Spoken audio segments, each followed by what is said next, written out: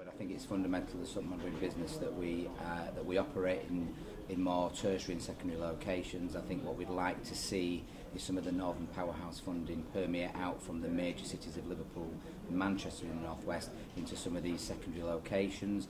I think it's absolutely vitally important that the infrastructure links between these regional towns is supported. As much as it's important to get from Leeds, say, to Liverpool, it's equally as important to get to places from Burnley, say, to Manchester. Anything that brings added focus, added potential investment outside the southeast and more balanced across the country, it's got to be a great thing.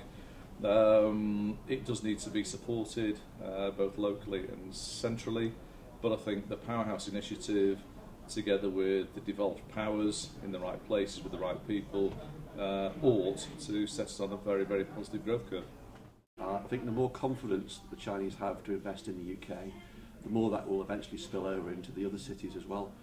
We hear about the Chinese investing in the rural waters, the local enterprise zone, which hasn't yet come to fruition. But I think the more Chinese people who invest successfully into the UK, the more likely it is that people will continue to invest, perhaps in a more local sense, to within Liverpool.